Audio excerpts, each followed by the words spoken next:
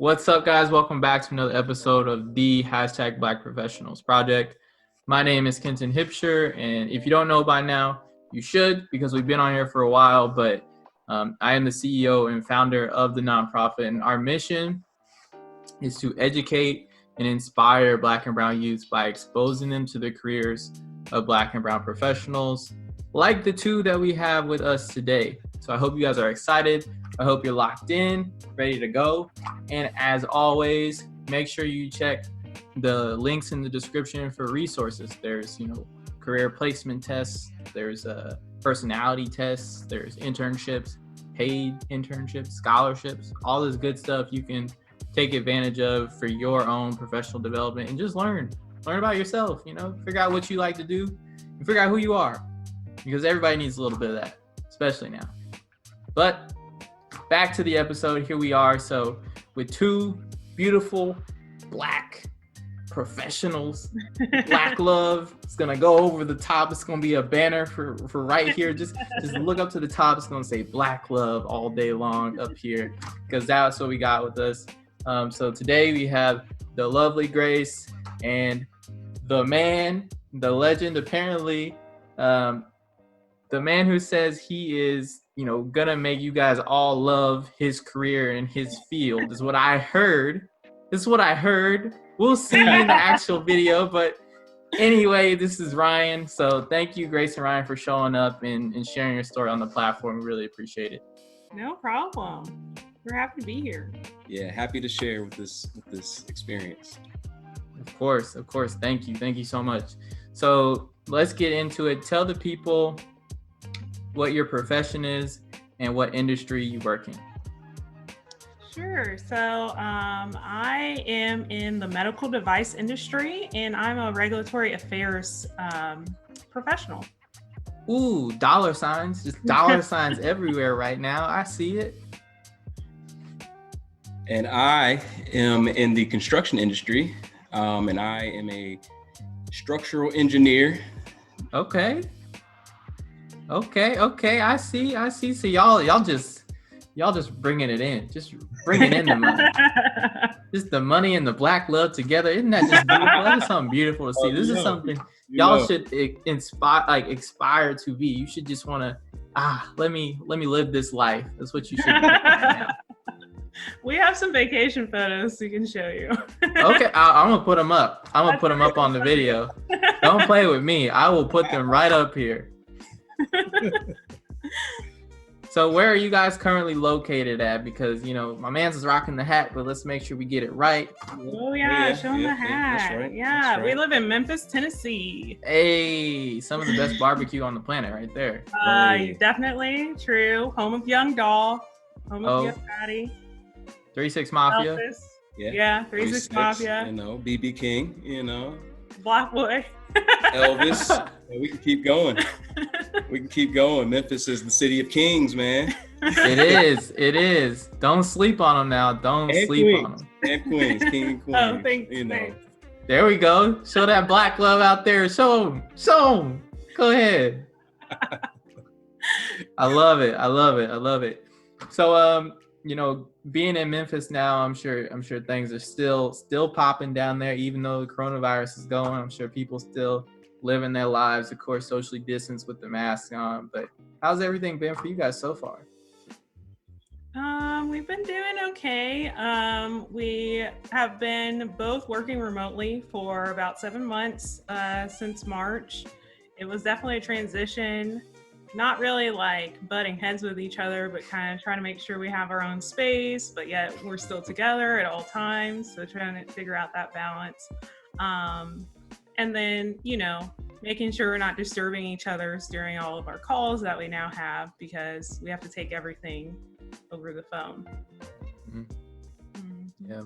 Yeah, we're blessed to have enough space to actually separate during the day and take our calls and to complete the many designs that I work on and sketches and drawings that I do. I'm able to concentrate still. So it's definitely been an adjustment, working from home, working remotely. For sure. But I love the time I get to spend home. I will say that. It's nothing like being able to experience the day at home. It's kind of like a vacation all the time. Yeah, a day off without taking a vacation, I guess. But you're still working, so it's much more relaxed. Yeah, it's different. We definitely spent a lot more time like in the garden, paying attention to like the bees that were pollinating our flowers. I got bees. Yeah. What? I have like a lavender plant, and the bumblebees really like that plant. So whenever we'd go outside in the evening, it'd be like the same bee. So we'd be like, "What you up to today?" That's my guy Herbert over there. He's just buzzing around. Yep. That was Barnaby, man. It's been a little while since we've seen him, but yeah. Hey, that's all right. I know he'll be back. Yeah.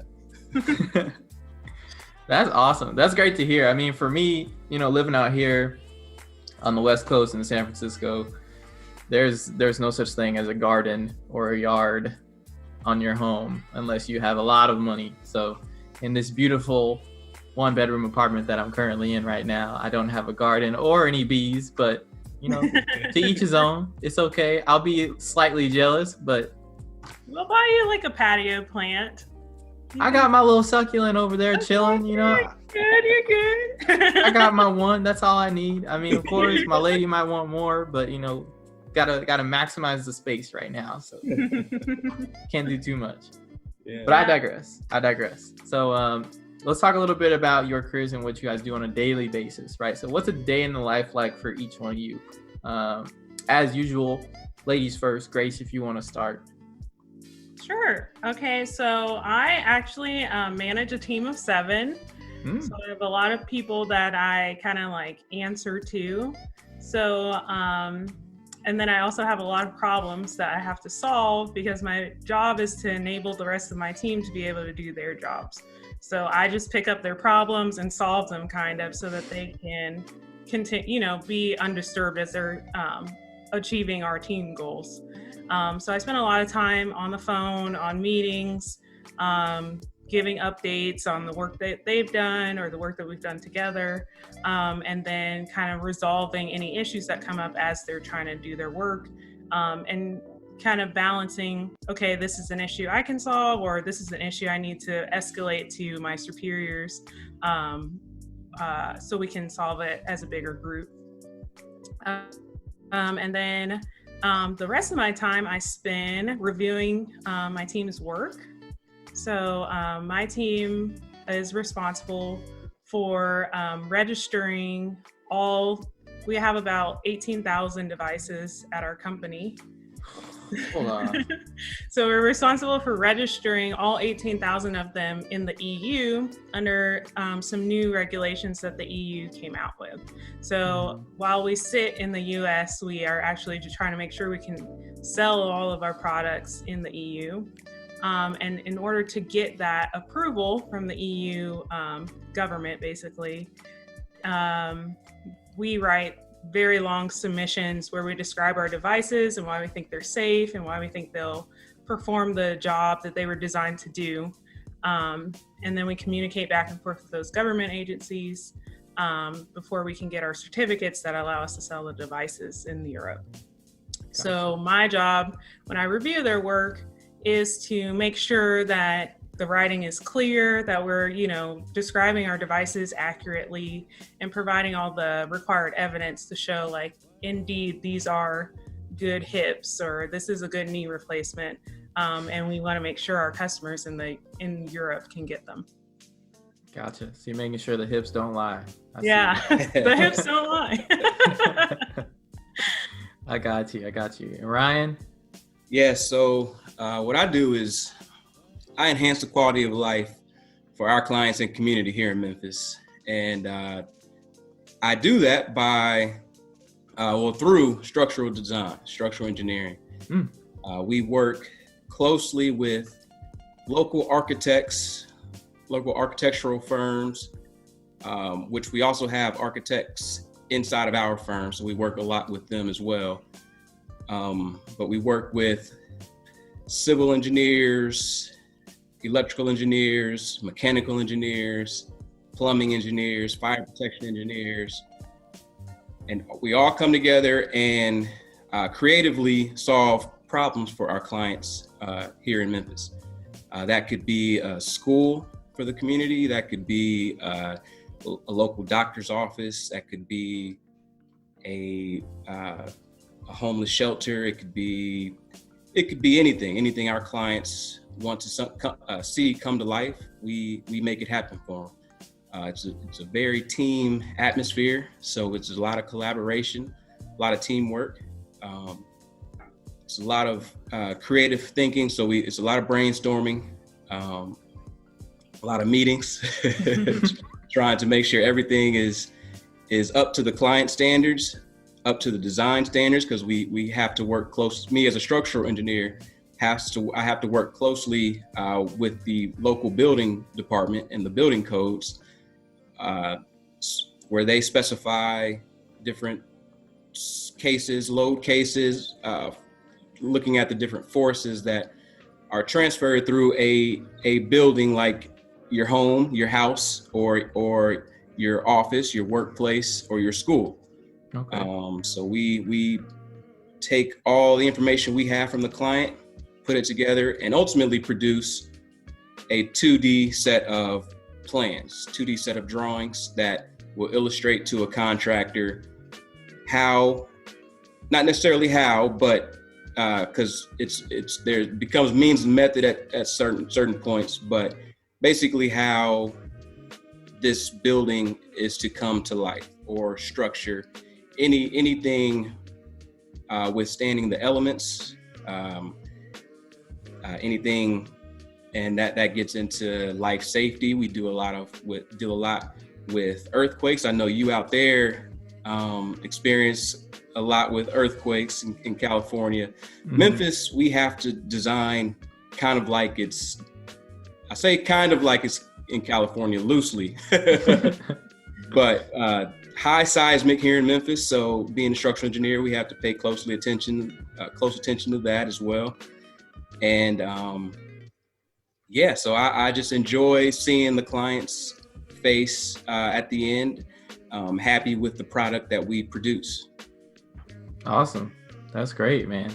That's really exciting because, for a lot of people, they have seen a building be built, but never get to really see like what's the process and the logic that goes behind building this building. Because I don't know, for the everyday person, or I'll speak for myself, for me, when I was younger, I think about construction, I'm just thinking, 4 walls and a base, what you need. But that's all you need. Throw a roof on that, baby, you good. That's it. There's nothing more to it. But there's a lot more that goes into that, and it's great to be able to talk to somebody who can speak eloquently about that process. So I'm happy. You're not far off. 4 walls and a base and a roof, you got it. That's all you need, really. Don't have to worry about anything else. That's all. Well, cool. That's great. So walk the people through how exactly you became interested in the roles that you're into today, or at least in the fields that you're in today. You may not have necessarily known the specific career, but at least the field. What got you interested? You want to go first? Ladies first again. Okay. I'm trying to riff off mic.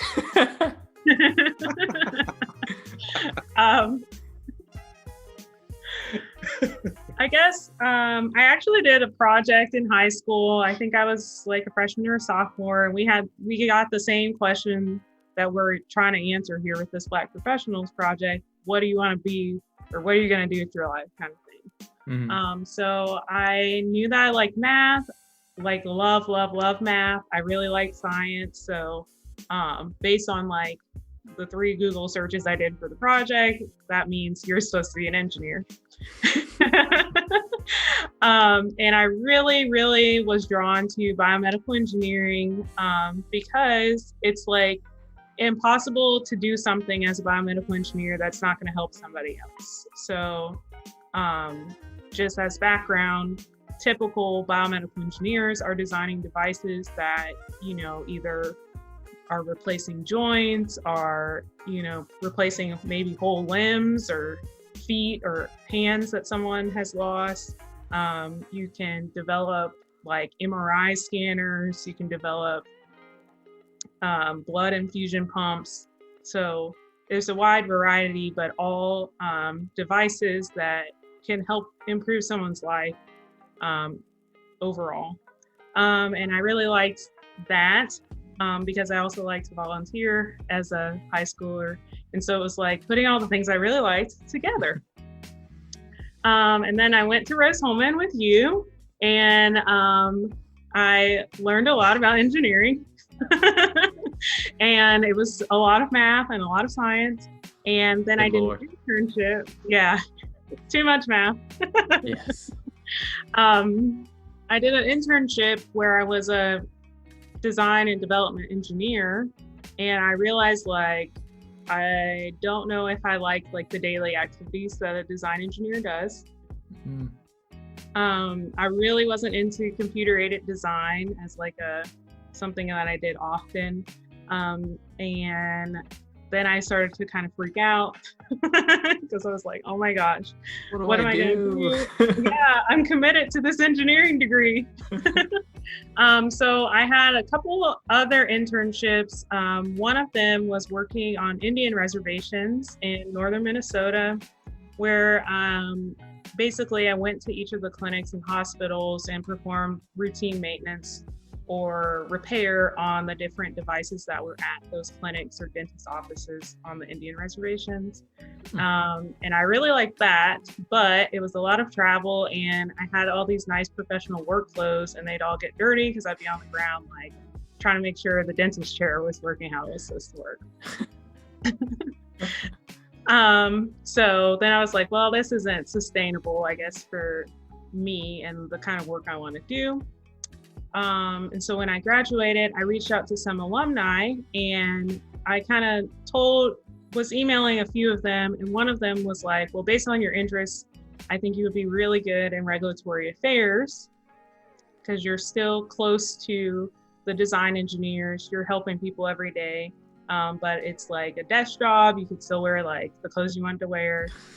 It's 9 to 5. There's not a ton of driving except for home to work. And no CAD. So I was like, yes, that seems like a really good fit for me. I know Ryan's over there dying. He's like, no CAD. Oh, what is this? Can't wait to chime in on the CAD. So I've been working as regulatory affairs for about 6 years. The first 4 years, 4.5 years, I was a regulatory affairs specialist. So I wrote a ton of submissions across the globe, actually. So I did a ton of Canada ones, a few in the EU, a couple in the US, and then I had some spread over Asia and other countries in Europe.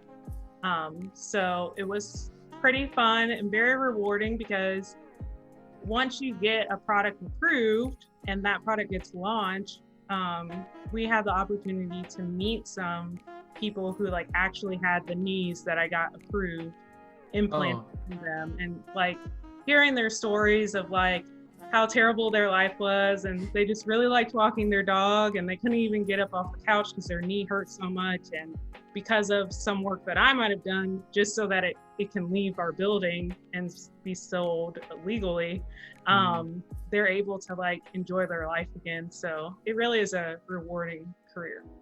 That's awesome. And please explain what exactly you mean by submissions, because that may be something that people aren't necessarily familiar with in the regulatory bodies that are commonly used and things for medical devices, because medical devices is the most highly regulated thing next to pharmaceuticals. So yes. Can you give them a little bit of background about that too? Because I'm sure some of the youth out there what are you submitting, a ticket? What is this? I don't know what this is. Good question. So for us, I guess the most relatable example is the US FDA. So especially in these COVID times, you've probably heard, okay, the FDA has given emergency use approval to certain ventilators or drugs that might help people who have COVID.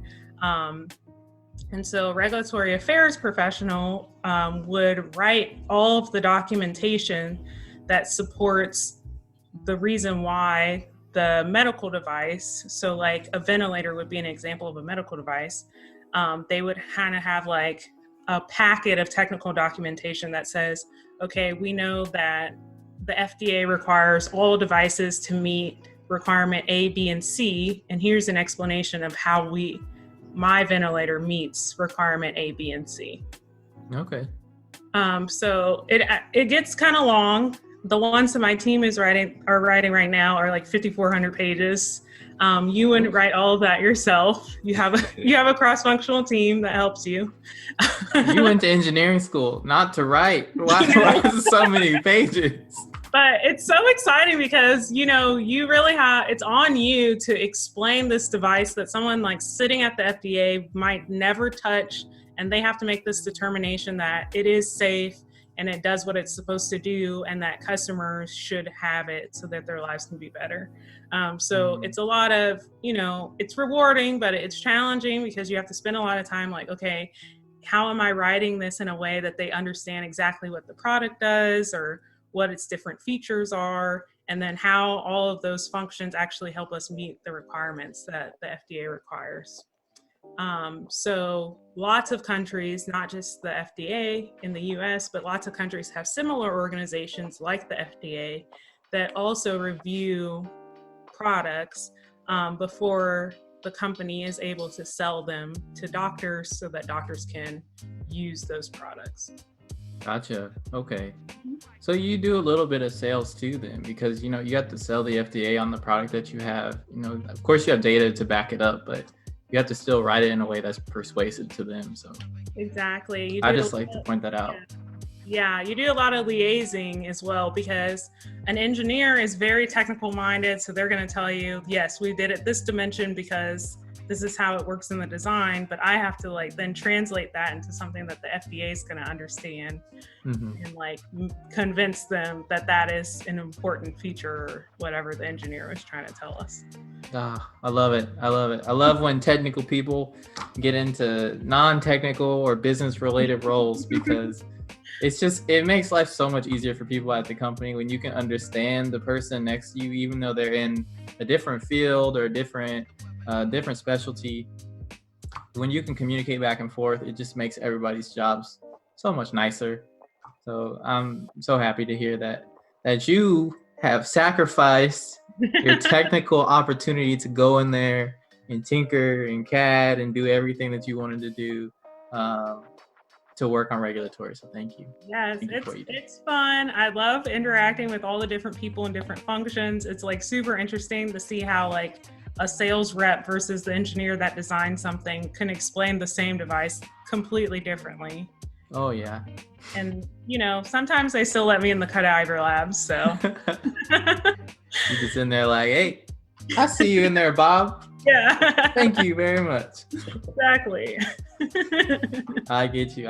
Yeah, coming from a technical background myself, and then now working in sales, I do both things and have to understand a lot of this stuff and then say it to people. It's nobody understands what you mean when you say some of these terms, and then you got to go out there and talk to real people, people who are not just sitting in a lab all day and, zeroed in on one specific field. They think about everything. So you can't go to a marketing person and start breaking down physics to them. So they're what? What does this have to do with it? It's going to be a long conversation.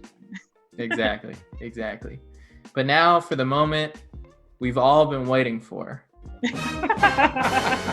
The deep dive on Ryan's past and career. We've been waiting for this moment. I know you guys were excited. I know y'all were ooh. We were really excited. When she said CAD, I could just see the twinkle in his eye. It was just oh. How was your story?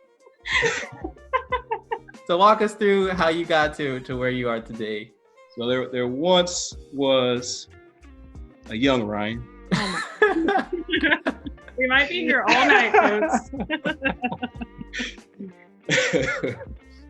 But no, in all seriousness, how I got here today, growing up, I had a huge interest in math, huge interest in math. I can remember back from like second grade learning multiplication and really loving it. In addition to that, I loved to draw. Those aren't the only two things I like to do, but school, education-wise, those two, skill-wise, those two I fell in love with early on. As I grew and went through junior high and high school and ultimately college, my math skills increased. My of course the levels of math you have to take through high school and everything stepped up every level, and I just really enjoyed it. Still love to draw. Took all kind of art classes, things like that. Love playing with Legos, and I think the biggest thing was I loved seeing like walking into a building, like you were saying earlier, Ken, walking into a building and understanding how it's put together. The Legos were a huge part in the building or putting my imagination to work when it came to really early stages of design, how I look at it. But as I got into high school, I didn't know anything about engineering. That's the common story, right? So I didn't know any engineers, especially any Black engineers. I didn't even know what structural engineering was. I'd heard of architecture, but as far as engineering goes, I had no clue. I then started looking into architecture, and I saw that TSU, Tennessee State University, in my hometown of Nashville, had a program, plug, Nashville. Shout out to Nashville. Go Predators, we out here. Go Titans too, man. Go Titans. Oh man, there's something about them construction folks and the Titans. They love the Titans. I don't know what it is. But yeah, TSU, Tennessee State University, had an architectural engineering program, and I was like, hey, I've never heard of that. It's kind of mixing architecture with engineering. So as I looked into it, I started to separate the two a little bit, architecture and structural engineering, and realized that there really wasn't much. In the grand scheme of things, we do a lot of the same things, but okay. With structural engineering, I was able to use my math, my love of math, love of physics, physical sciences, things like that.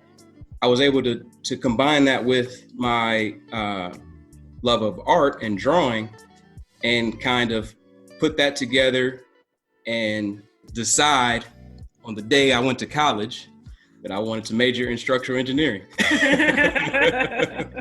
So, it wasn't the ideal route. I'm not going to say I was, there were a lot of bumps in the road, I will say, early on. And after my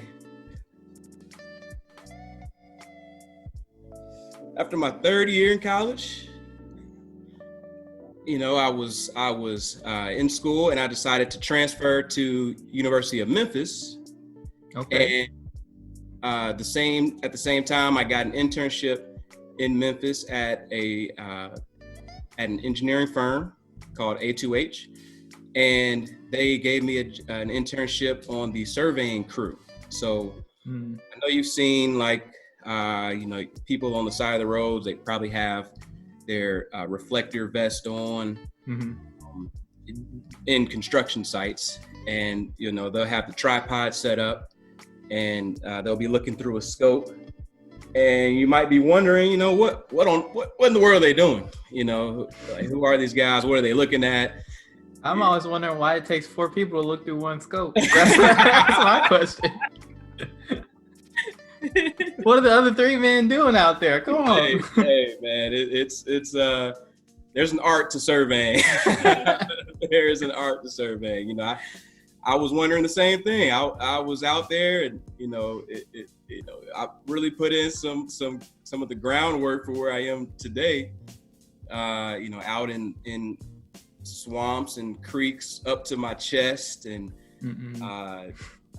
walking around in just doing different types of landscape surveying, flood studies, where you will have to check the topography of the local farmlands here in West Tennessee, and basically measure elevations all throughout the farmland, all throughout the what would you call it, the crop area,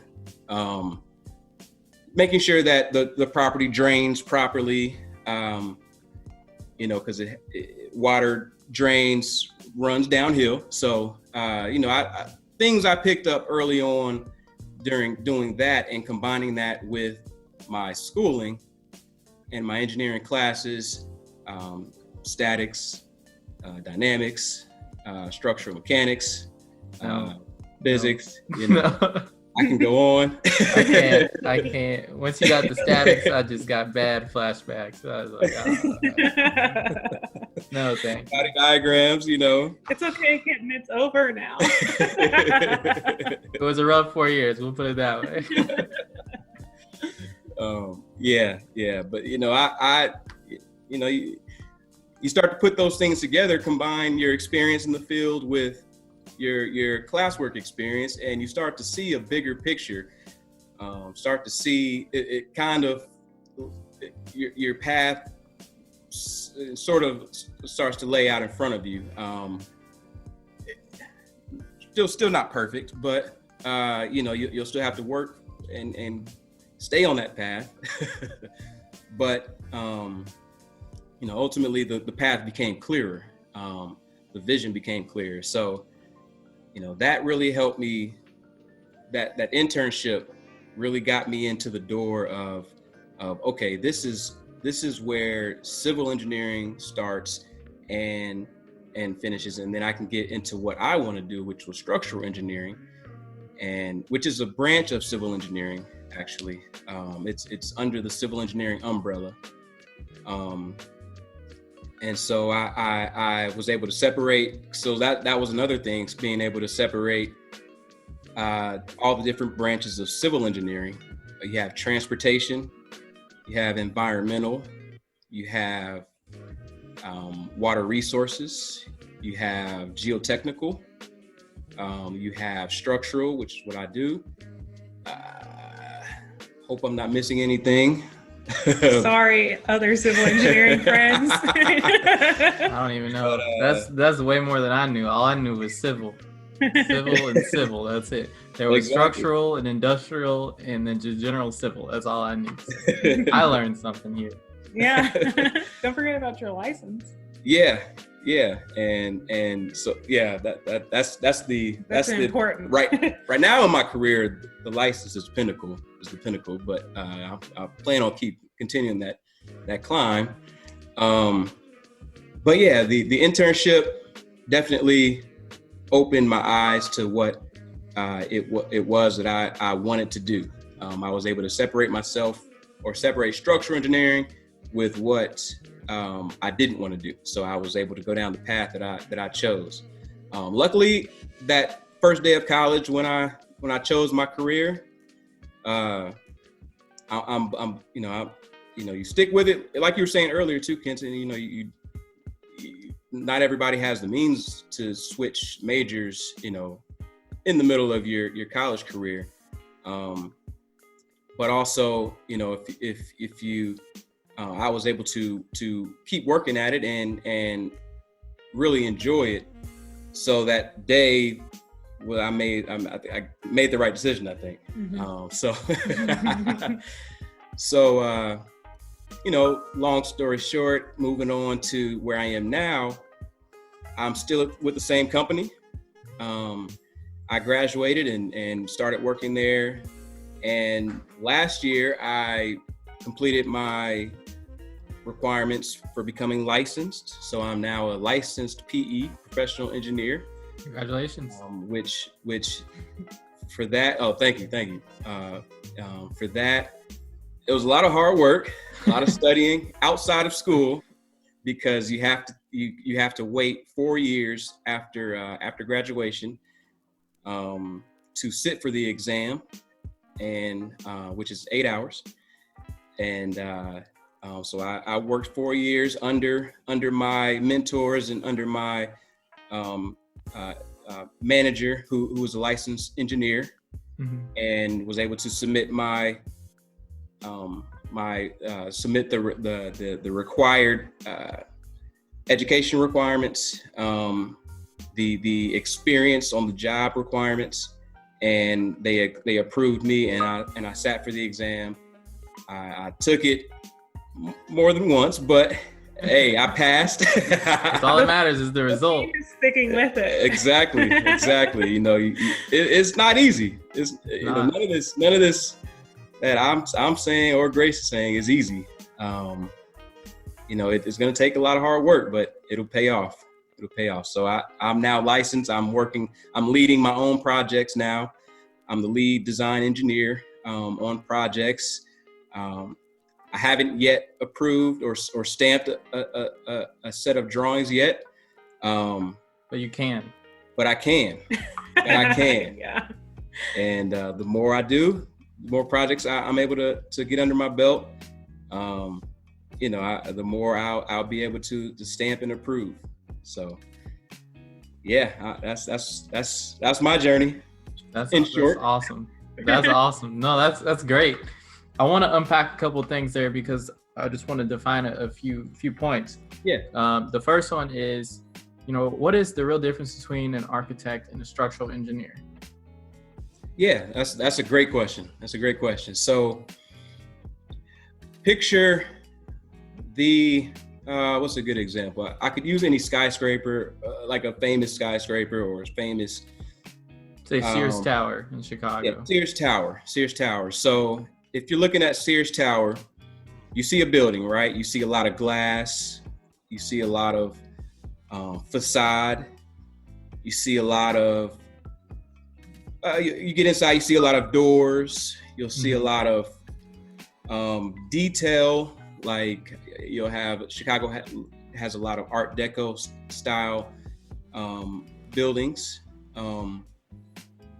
So basically what you see is ultimately the client's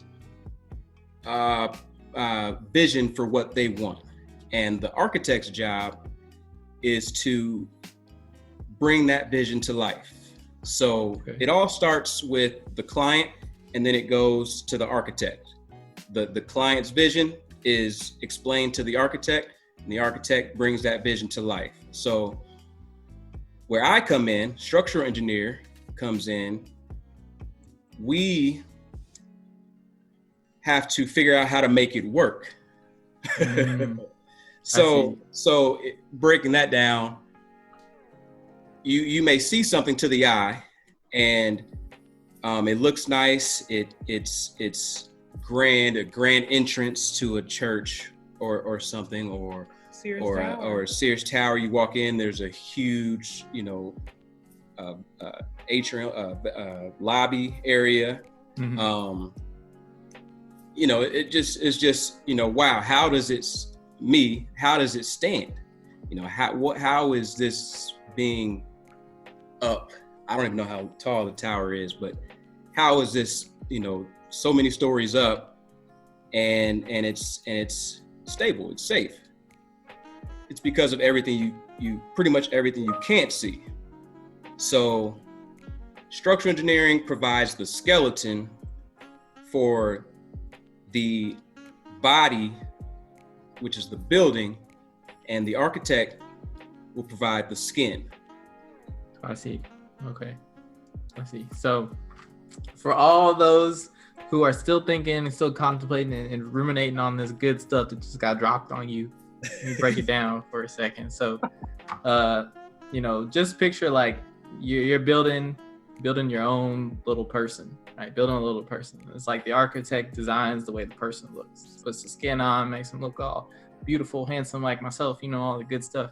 And then the structural engineer has to go in and put the bones, put the muscles in, and make sure the blood flow is working. They do all of the functional aspects of the building. They keep the building upright. They keep the person upright. So that's how I envision it from a science health standpoint.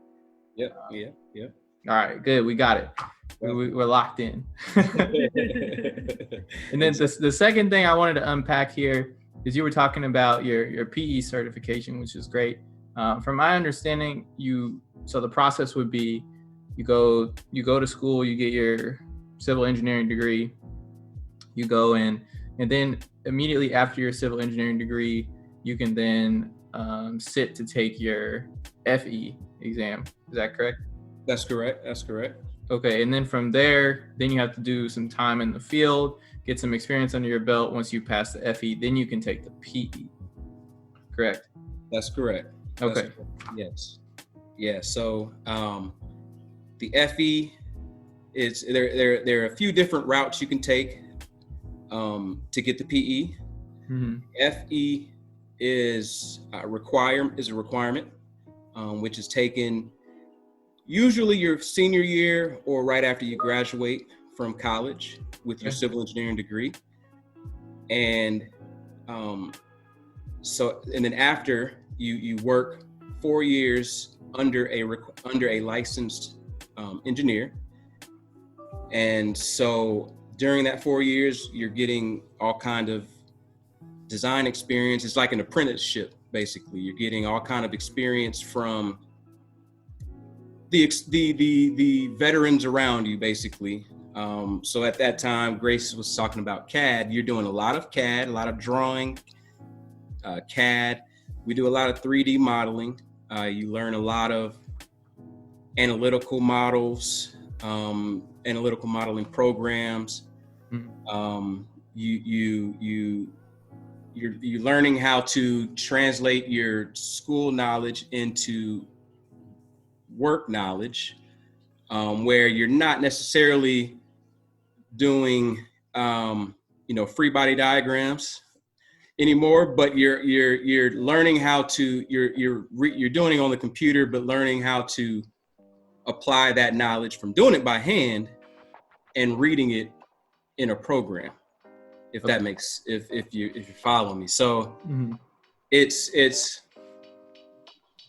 so during those 4 years, you're getting that experience, you're building that resume more, and then you apply for the exam, submitting all the experience you've done up to that point, all the school experience you have, and on top of that, any lull in your working experience, any gap has to be explained. So it's a process, and it's an important process,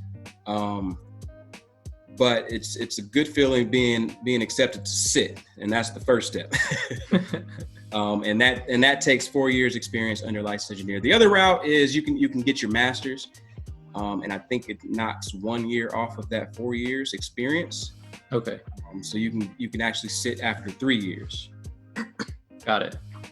All right, that's very helpful, I think, for people, because then they can start to map things out. And the last thing I wanted to have you unpack was, what can you do as a PE that you can't do as a FE? Okay, so the main thing you can do is you're able to stamp a set of construction documents. That is the ultimate the ultimate goal, really, of getting licensed. is being able to approve and put your stamp on it with your name and your license number, on a set of construction documents. And that's the ultimate goal of becoming licensed. And, Gotcha. After that, there's plenty more you can do. Get into project management, get into, start your own business, get into entrepreneurship. There's a world of opportunity with your license. I mean, you're always going to be licensed unless you do something very negligent. That you can be reprimanded, but nobody can take that license away. You'll always be a licensed structural engineer, and there are not many licensed Black structural engineers, licensed engineers that are Black in general. So it's definitely an accomplishment, and I'm blessed to reach this point. Do you get paid more? And there's a pay increase. There's a huge pay increase. So there it is. Recognition for the work that's done. Yes, sir. Yes, sir. That's exciting, man. That's really exciting. So, as someone who's licensed, and you're essentially the owner of that project, right? So, you may not be the person footing the bill to build something, but say, I guess we could think about something like the Golden Gate Bridge. Somebody had to stamp those documents to say, this is good, this is approved, it should work. Mm-hmm. And so, for the rest of the time, that person is going to be the person that signed off on that document. So they're essentially the reason that the Golden Gate Bridge stands there today. Exactly. So it's a big deal to have something like that. So, once again, congratulations to you. That's amazing. Yeah, appreciate it. Of course. So now that we've been thoroughly convinced to all become civil engineers, specifically structural engineers, get our PEs, be certified out here, stamping documents, making all the money that we possibly can make, securing the bag, as we say. Let's talk about some of the other side of the workforce. So what are some of a couple obstacles that you had to face in your journey this far, or even obstacles that you face on a day-to-day basis? You want to go? You already know. Dang it. You're not stealing any answers today, Grace. Got my sheet covered up. Okay, I guess for me, one big obstacle for me is that I've got a few things that stereotypically people would see as not the smartest or experienced person in the room.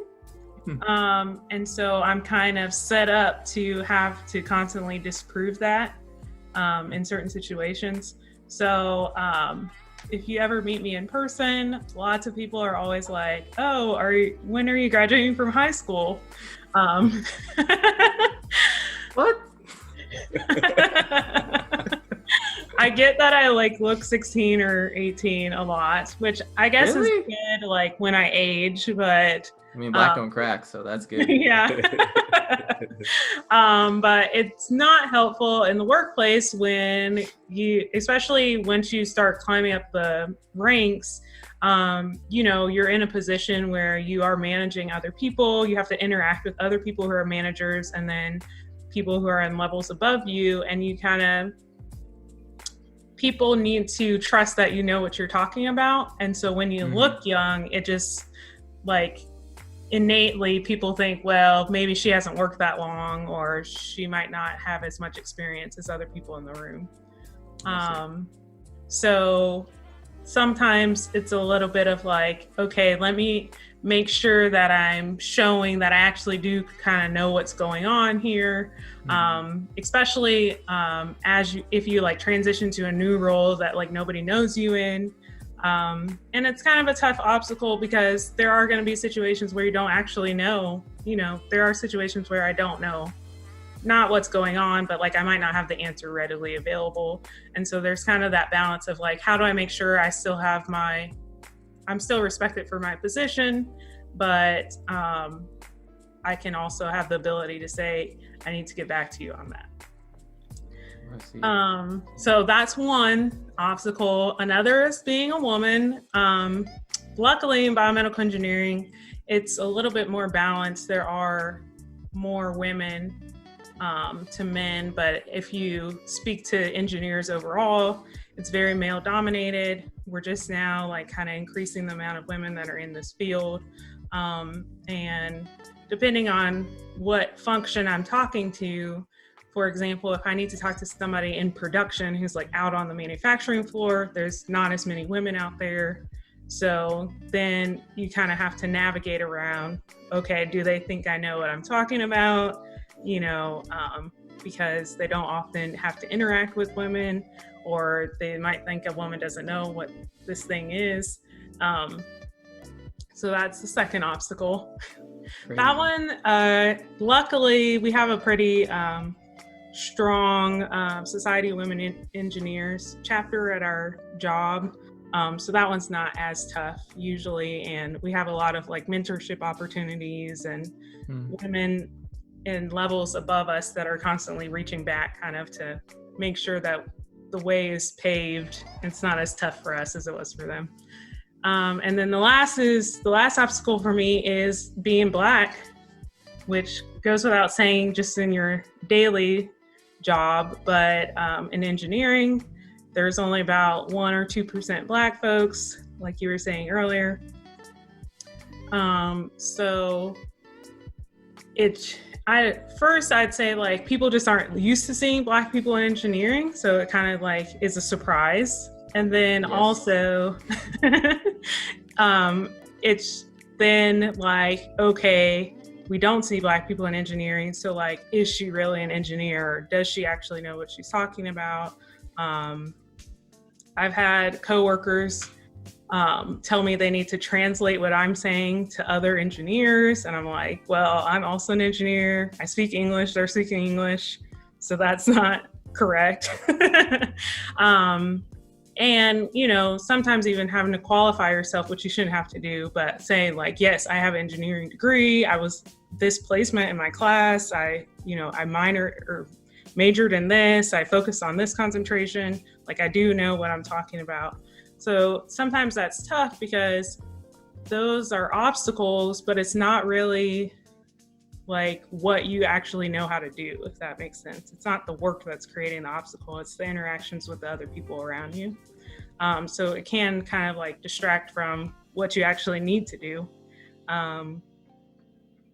But I think eventually, after you get through a few of those experiences, you kind of use it as fuel to be like, yeah, I do know what I'm doing, and kind of confirm that for yourself. Yeah, that's crazy. I mean, I completely sympathize with you on the being Black in the workforce experience. As far as being Black female in the workforce, I cannot sympathize with you on that. I know that's a whole nother level of challenges, but I'm just still thinking, I don't understand how people think you're a 16-year-old or something out here. Like when I first met you, it was like at a NSBE meeting, a National Society of Black Engineers meeting. So, and you were the leader of the meeting. So for me, I was like, oh, this must be a senior. And I was like, I mean, she's taking charge. I feel like she's mature. She knows a lot about what's going on. And I mean, I guess that works in your favor though, is that you are more of an outgoing person. So at least from my experiences, like you've never shied away from a leadership role. So hopefully that helps kind of counteract that. But people are going to say what they're going to say. They can be old and wrinkly and be mad all they want to. Yeah, it's different. I'm like, see, it's my work badge. They let me work here. I'm old enough. That's crazy. So Ryan, talk to us about the structural engineering woes. So I guess some of the obstacles we run into as a structural engineer. Well, first, I do run into some obstacles just as a young Black engineer, structural engineer. Just the I usually have to correct people's tones a little bit in the workplace. Just when it comes to communicating so there's a lot of interdisciplinary communication between departments, like structural, electrical, mechanical, different components of the built environment. And it's me being a lead engineer. A lot of times, on my projects, they have to come to me for questions, and sometimes you may get the assumption or get the assumption that you may not be inept to answer their questions, and you gotta kind of sometimes it's tough to step back but kind of correct them when it happens. It hasn't been overly bad for me, but there have been instances where it's been evident in conversation. Other obstacles would be communication in general. There's a lot of coordination that we have to do, and a lack of communication can be very detrimental to everything that we do. Yes. Yes. We don't want anything collapsing on people. No. It's we we work closely with architects. There's a love-hate relationship there. I love them. But there's also that, all right, now you want to do this, but I'm telling you, you're going to need like 5 columns in order to make this work. So, letting each other know that in the beginning or ahead of time goes a long ways. Over communicating is especially important now in the work from home era. So that, I think that is another big obstacle we run into. Other than that, there are a few others like budgetary obstacles. We often design on the client's budget, or the client has a set budget for the construction of their school or hospital or doctor's office or whatever the case may be. There's a set budget for construction, and then structural engineers, architects get a portion of that. So a lot of our design is predicated on how much the client's willing to spend. So a lot of times that can be an obstacle to get through. And with that, there's schedule as well. We run into a lot of quick schedules, which is a lot of times it can be it can seem impossible to get over those types of obstacles. But I always say we should just stop meeting those schedules so that so they'll stop giving us those crazy quick design schedules. But hey, we as long as we have the personnel, the right personnel is key. That obstacle can be overcome as well. Gotcha. Yeah, I know the deadline thing is notorious when it comes to construction, right? I personally have never seen something be built in the time it was estimated to be built when they started. So I don't know why we put these.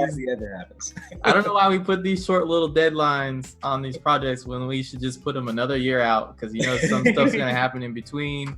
Somebody's gonna lose some funding or something, and a supplier might stop supplying what you need. There's just a ton of issues. Price of materials could go up. Exactly. It's crazy. Man, that's one thing that just irritates me the most. It just really gets under my skin when they're like, it's gonna be done in a year. It's not gonna be done in a year. Stop lying to me. Come on now. Yep. But even though you have some of those obstacles, what are some of the things that get you guys motivated and you know, wake you up every day and make you excited about what you do when you go to work. Because for, you know, for a lot of people, they're not excited with what they do with their job. Mm-hmm. And you have to consider, you know, average person's working 8 hours a day. That's a third of your day, which is a third of your life if you're working at that same place your entire life. So you want to make sure what you're doing makes you happy. So what about your guys' careers right now makes you happy? You're gonna make me answer this one first. Okay, I'll go. Grace is like, ooh, yeah, let me take some of these answers. My turn. All right, what gets me out of the bed and to the new work from home? New office. Well, you know, I enjoy I enjoy what I do because it's like I said initially, it was a combination of the things I really, you know, like to do I wasn't really doing math in my spare time, but Oh my gosh. things I like to do in my spare time, I would say, you know, drawing and arithmetic. But you know, you can go into the office or the room where I have my office set up, and you'll just see sketches, you know, all on the desk, you know, stacked up in the corner. just me being able to be free with within the design constraints, of course, free to design and well, free to bring the vision to life. And that in itself for me is what really keeps me excited about what I'm doing. You know, I get to interact with clients and see how what I'm doing affects them, and see how what I'm doing, how happy it makes them feel or see the progress of the design, or the completion, you know, whatever the case may be, see the finished product and being able to shake their hand and really, you know, feel the appreciation for the hard work that we've done as engineers and the product we've provided. So, you know, it's very fun for me. It's a lot of fun. You know, I forgot, there was something else I was about to say, but we'll leave it at that. It's just a lot of fun for me. I don't have the answer. I can't go off her answers this time. So.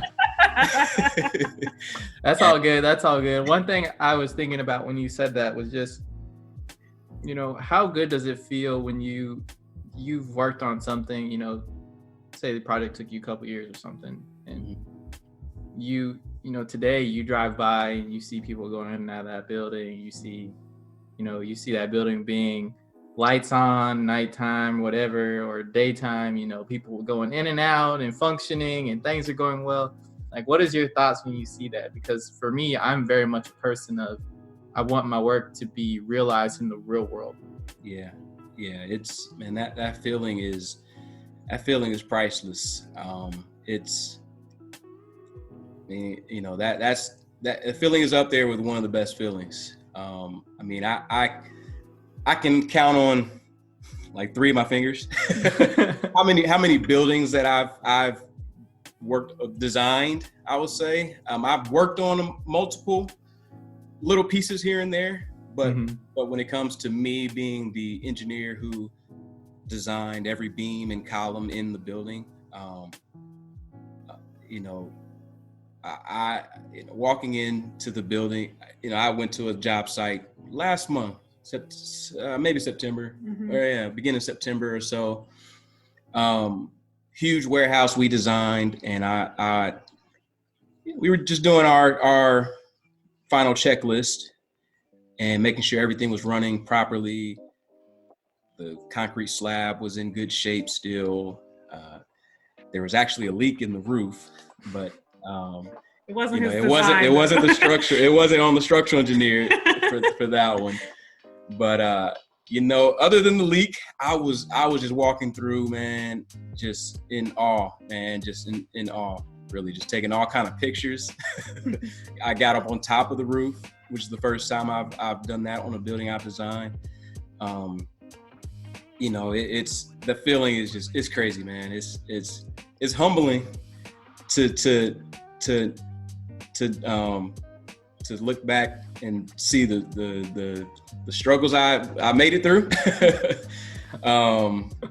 And also it's you know, I don't know, I can't even explain it. It's great. It's a great feeling to know how when you know, growing up, I was wondering how buildings stood up, but to know where each and every beam and column is located without seeing it, and just knowing the building is standing up over your head safely, and it's great. It's great. That's awesome.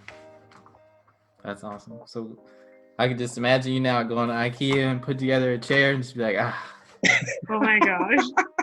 I do this for a living.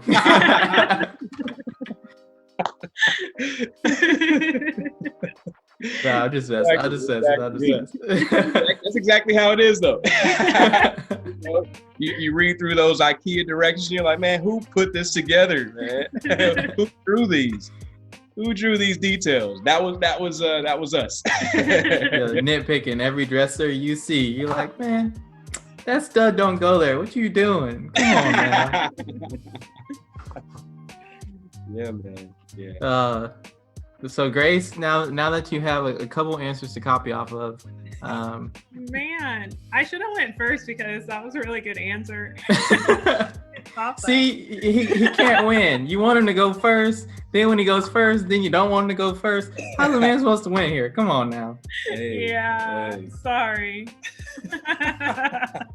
I guess for me, I was saying this earlier, but like it is super rewarding. Like the products that the company that I work at now sells, we literally have a product that, like, if you were riding a motorcycle, an 18-wheeler ran over your leg and you literally have your ankle and your knee, we could help you grow your bone back between your ankle and your knee. Like, what? It's insane. That's crazy.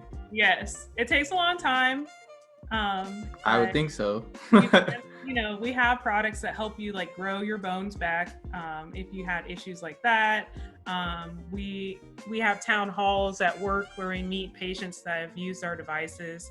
One of our like patient testimonies that we had was a soldier who actually his platoon like drove over an IED and both of his feet were like shattered by the explosion. And this man is like literally walking around, skipping in front of the auditorium, like, what? You know, yeah, like your products help me be able to walk again. So that's like, awesome. It's things like that that get me through like the crazy meetings where people are arguing and trying to find the best way to do something. That, you know, those arguments or disagreements lead to us having these fantastic products that literally like enable people to live their life. So yeah, that part, like, it's unmatched. Sorry.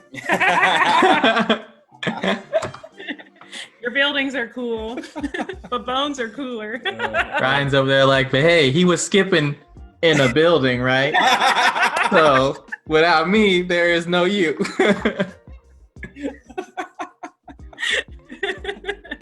It's all good. It's all good. It's great. It's great to just hear, you know, the things that make you guys happy. Enhancing the quality of life, you know, both of us. Hey, every day, man. You know, the decision behind, hey, is you know, are we gonna put a door that goes in or a door that goes out? That's a decision to make, you know. Those can be the most frustrating things. Why am I pulling instead of pushing? This don't make no sense. You're right. You're right. Yeah. See, enhancing quality of life on both ends. That's right. What y'all get right there. And you walk through that door because you have feet still. Yes, see? There we go. That's the connection. That is the piece right there. Mm-hmm. So if you guys could look back, and we're almost at the end here, so just my last couple questions. Our last question right here. If you could look back to, young Grace or young Ryan, what advice would you give them standing where you are today, as somebody who wants to get to where you are, wants to maybe follow in your footsteps? What would you tell them? Me? You're up. I guess for me, what would I tell them? I guess I would say, like, it's okay to not know everything right away. It's okay to be figuring it out, I guess. I'm very glad that I had those internships, so I could say, oh, definitively, I know I don't like this particular role or pathway that I can take in biomedical engineering. And then I'd also say, talk to people in the field so you can get a feel of what you actually do like. It's through those conversations that I actually figured out, like, okay, this regulatory affairs is a good fit for me. I still get to use my engineering degree. I get the opportunity to interact with people. And I wouldn't have figured that out had I not talked to other people who did or have done the same thing, basically. So yeah, I'd say don't be afraid to still be figuring it out, and talk to other people so you can figure it out. Yeah, and I would and to piggyback off. Oh my gosh. Just hop right on.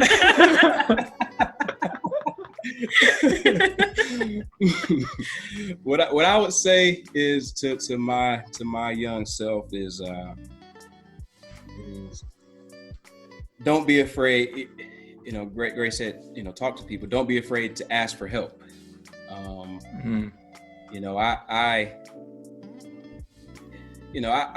didn't know any engineers growing up, but I will say that I didn't go seeking. I didn't look for until I was going into my college career, but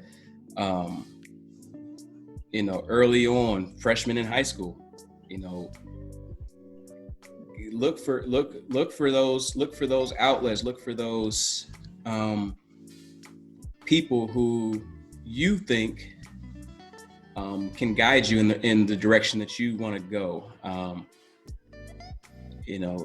Start early. Don't wait, but like Grace said, you don't have to have it all figured out immediately. But have a plan and a goal, and start there. Start there early. Start planning early. That way you can see the road and kind of narrow down your plan for your career, for your path. But yeah, ask for help. Ask for help when you need it. That's gems right there, y'all. That's just gems just dropped right on y'all heads. I can't say it any better myself. I think what you guys said really aligned up perfectly in that, you don't want to be afraid to talk to people. You want to be bold, be confident, reach out to people. Mm-hmm. And remember, it's just a conversation. That's all it is. That's all networking is just a conversation. And you got to remember, the people you're talking to, they put on pants like you do. They use a fork and a knife like you do. It's all, they're people at their core. So don't be afraid to reach out to people, and, start early. Like you said, look for the roadmap. Try to build the roadmap if you don't see one already. Try to learn from people and what they've done, and try to emulate, their steps so that you can get along your path. That's the best thing you can really do. So beautiful gems just dropped on y'all. It's just a whole lot of words. just right there. So at this point, that's all the questions that I have for you guys. Thank you once again for coming onto the platform. Let me give you the opportunity to go ahead and let any shout outs you got to give them out. Any closing thoughts you want to put out to the audience?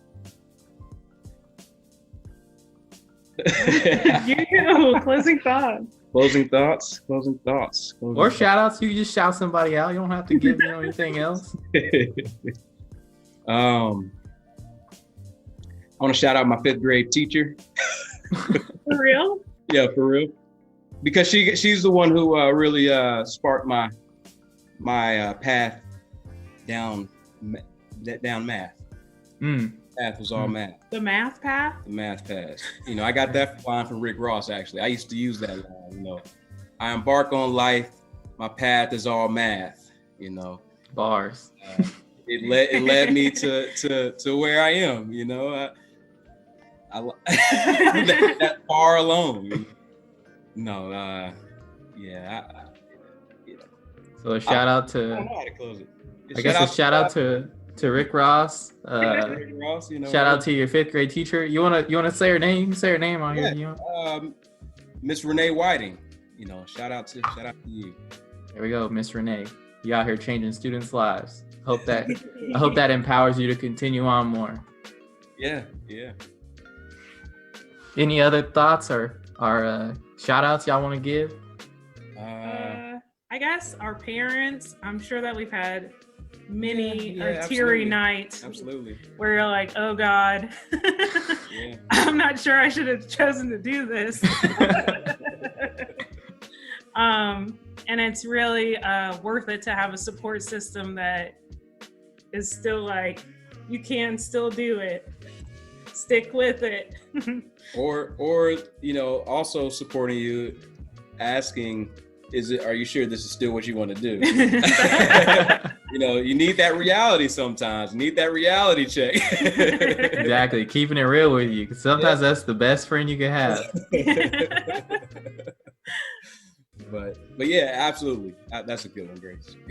Parents, instilling the value of education early on. That's important. Mm-hmm. And I would also like to shout out the alumni that I talked to that convinced me that regulatory was for me.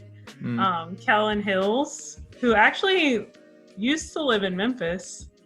I'm not sure if he still does, but he really did impact my life and set me on a career that I really liked. Look at that. See, it's the little things, people. It's the little things. Sometimes you may think, I got to talk to this person again. I don't really feel like talking to them, but I'm going to give them the best version of me that I can. And you just don't know what that one conversation will do, how it will change somebody's life. Asking somebody what's on their mind, or, giving them some career advice at a lunch meeting or something.